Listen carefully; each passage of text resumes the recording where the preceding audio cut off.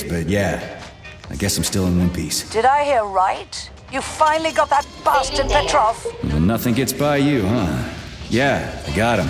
Actually, he kinda got himself before I could get him. Don't you worry. If you got his head, that means this'll all be over soon. Then you can get some sleep. Now you're speaking my language, Granny Xena. Mind if I stop by for a cup of tea? Stop by any time, Sonny. By the way, you didn't happen to find any engraved gold rings while you were off chasing after Petrov? No, I didn't, Granny Xena. Petrov didn't have anything on him. Oh, that's okay. You just watch yourself, Sonny. Stop by if you need anything.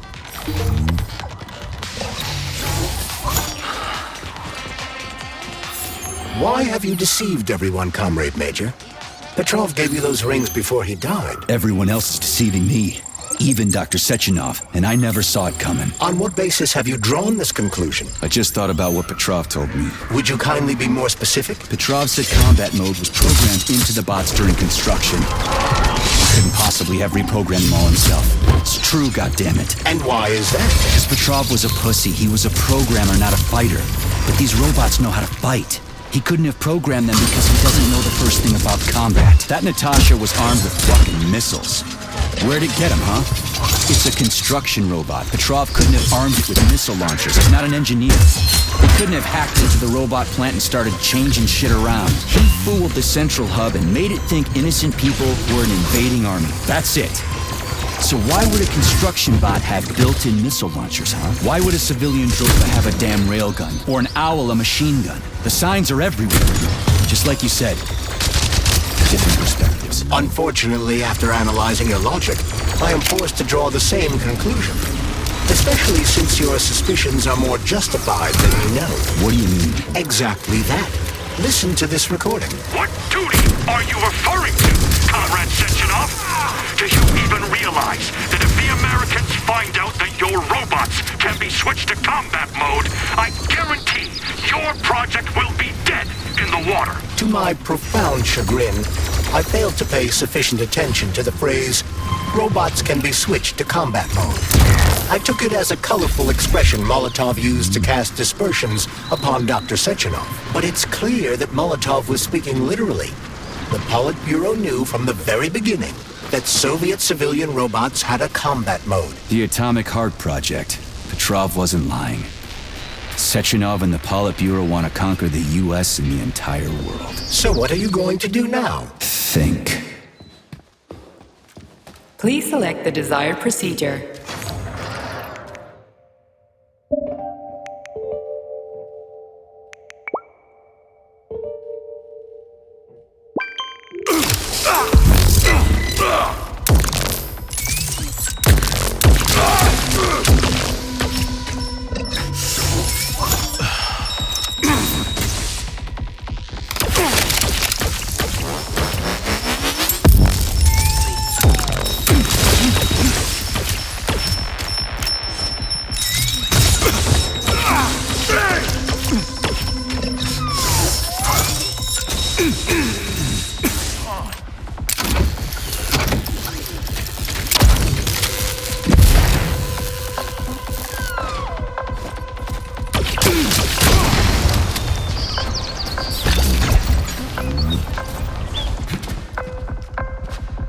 So, what will it be, Major?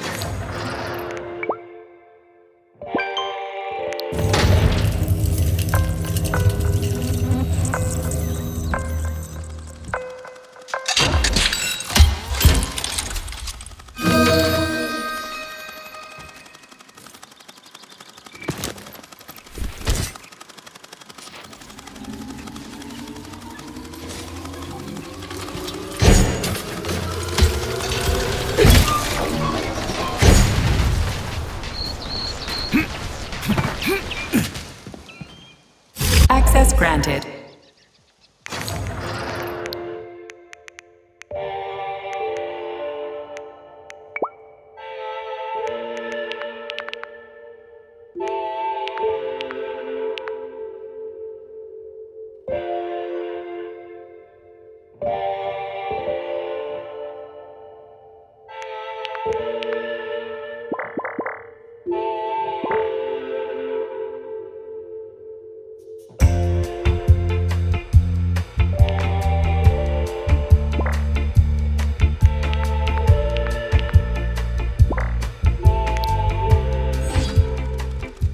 Access granted.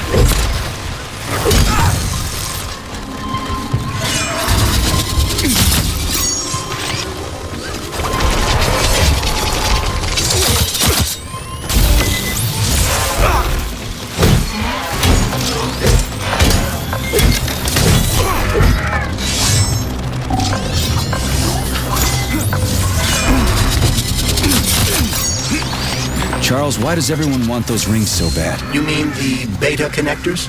Because they work, but are also considered not to exist. So nobody can prove they're out there, not even Collective after the launch. Especially not Collective after the launch. For Collective, anyone connected via the beta connectors will simply not... Major, there will soon be so many enemies here that your demise is inevitable.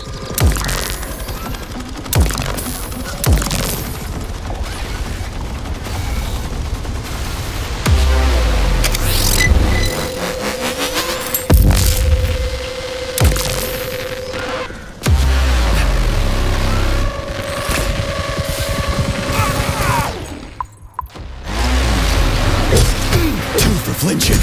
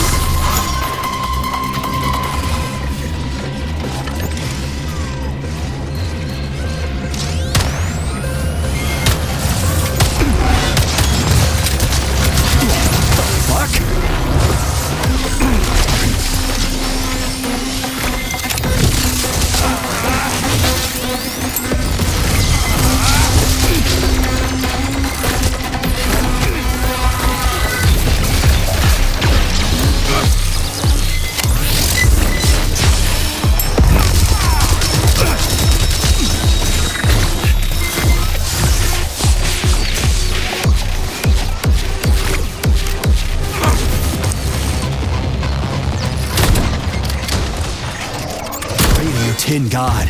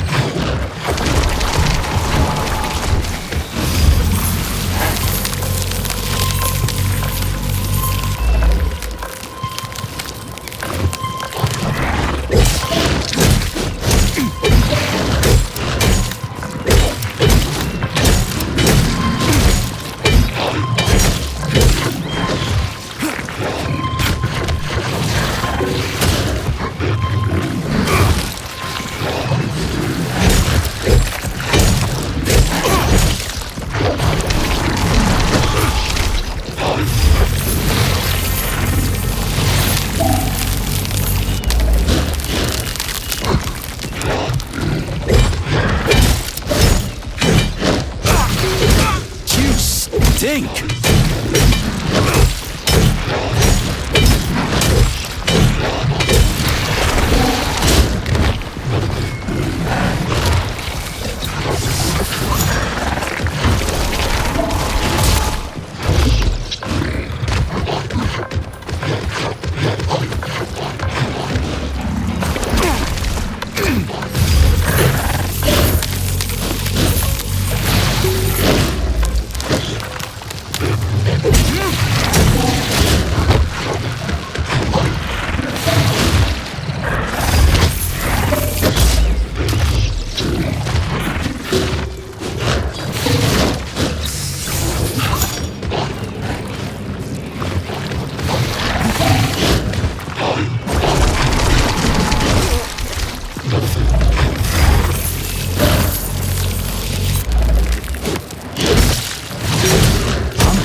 Your heart out.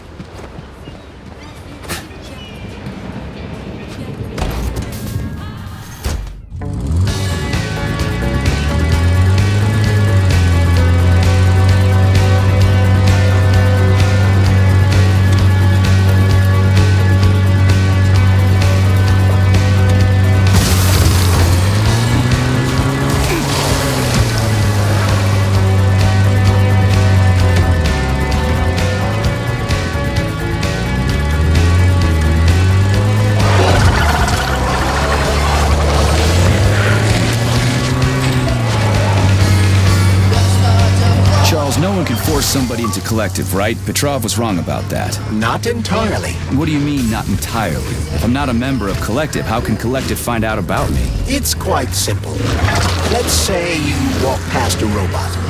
The robot identifies you as a human, but you are not wearing a thought device.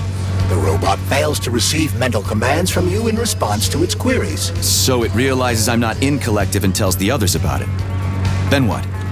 They'll start giving me shit about it? Essentially, yes. But I can just put my thought on, walk past the bot and do everything I'm supposed to do, then take the thought off, right? Essentially, yes. Then why is everyone so hot and bothered about the rings? I can't say for sure. Perhaps it's an issue of convenience. Thought devices need to be reconfigured every time they are put on. A ring can be taken off and put back on without inconvenience. There's gotta be more to it than that.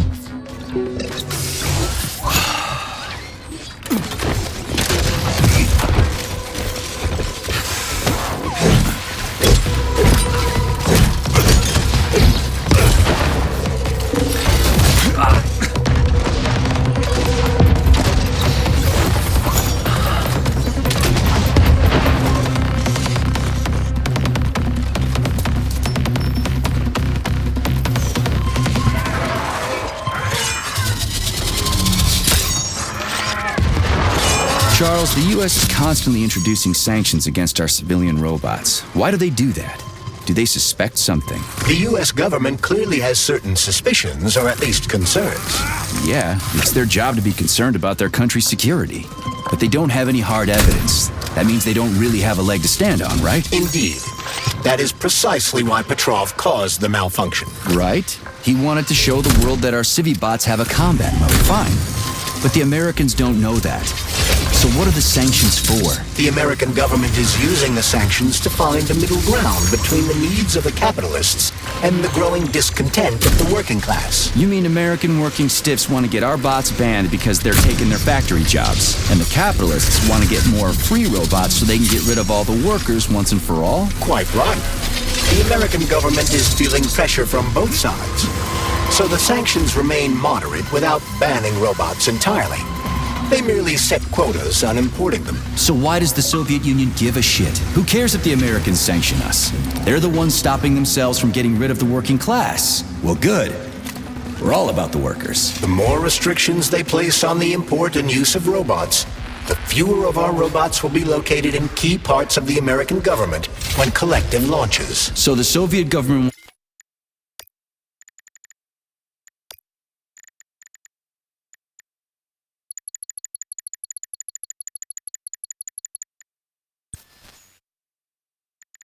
wants there to be as many of our civilian robots in the US as possible when they activate combat mode. That'll make it that much easier to take over the country. I gotta admit, it makes sense.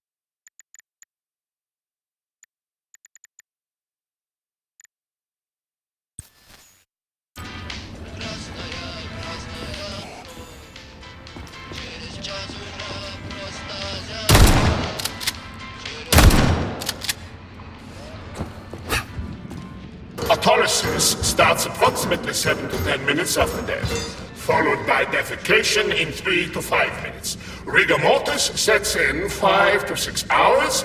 Then, let me see.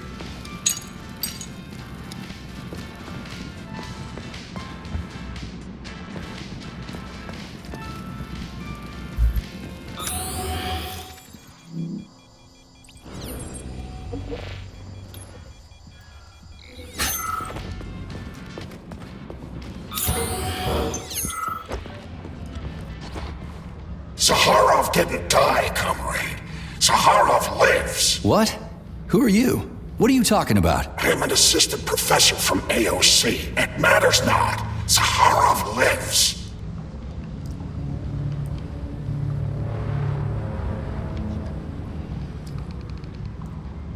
Zaharov? He is Dr. Sechenov's closest supporter. A man whose genius may surpass Sechenov himself. It was believed Zaharov perished a few years ago in an unfortunate accident. But he did not. I studied the documents, and all of the most revolutionary papers show signs of his involvement. His personal touch, if you like. I worked with him personally and knew his attitude well. Caustic comments, radical methods, unmitigated interruptions. He is most definitely alive. But one question remains. If he is alive and still working, why would somebody hide it? Sounds like a conspiracy theory to me. Right now it's hard to tell who's alive and who isn't.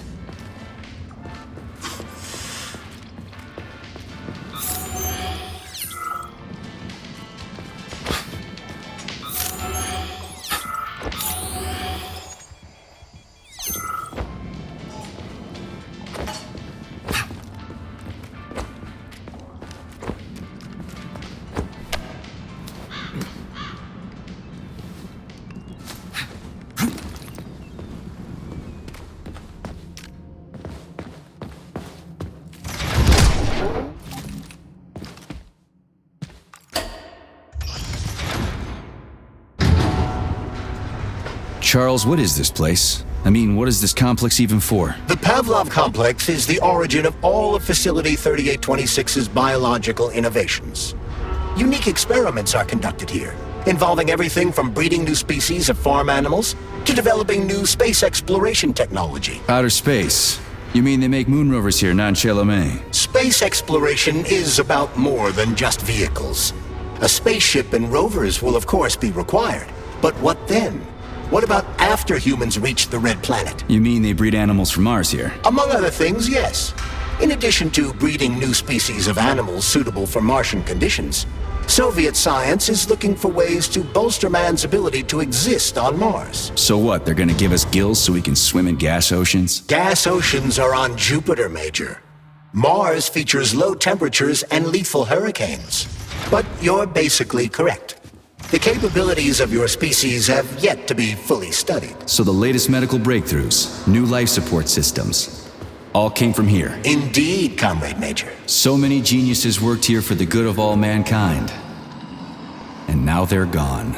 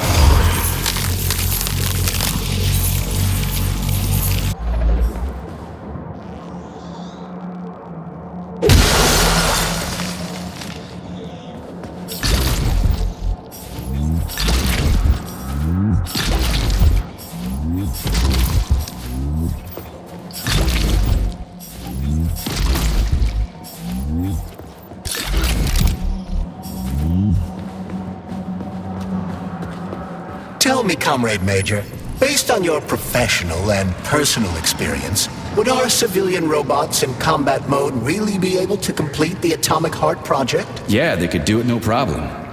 If there were plenty of bots at all the military bases, headquarters, and launch sites, and nobody expected them to attack, they could take the American military by surprise. Just like they did to the soldiers here. What a shame. The world just recovered from a war, and now there will be another. Well, it's not really so bad if you think about it. What do you mean, Comrade Major? If Comrade Sechenov and the Politburo want to take over the U.S. and even the whole world, they won't fight regular people. But civilians do perish during combat operations. You know all about that. If the robots are programmed not to kill civilians, they won't attack civilians. You're a robot, Charles. You should know all about that. I'm a robot? In a sense, I suppose you're right. A robotic glove. What? Neuropolymer gloves won't take orders from Collective? It depends on the glove. Some will, and some will only be able to obey their carriers. I digress. Civilian robots will receive the order to activate combat mode from Collective, and whoever sets Collective's policies will easily be able to order them to kill anyone at all, including civilians. Why would they kill civvies? They're regular workers, farmers, scientists. Shit. So that's what they want the rings for. And what's that? You can take your thought device off and disconnect from Collective, but a bot can't, can it? That means your own robot housekeeper will drag your ass back into Collective at the drop of a hat. They want the rings to put on their own robots, so they'll only listen to them. Correct.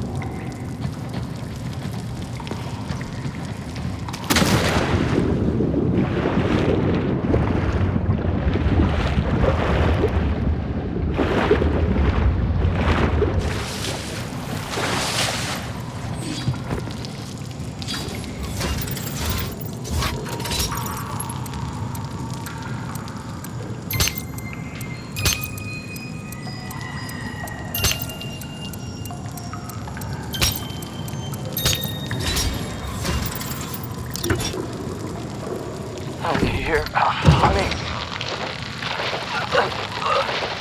I'll be with you, whatever it takes.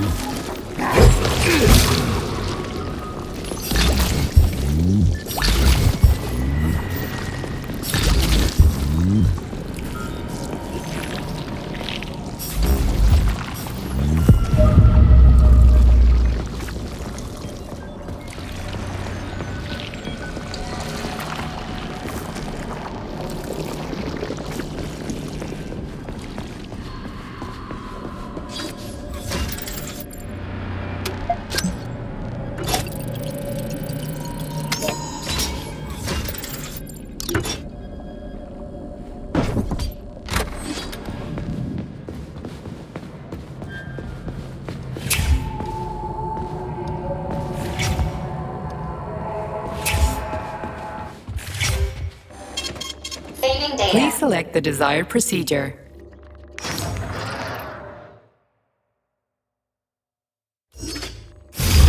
Access granted.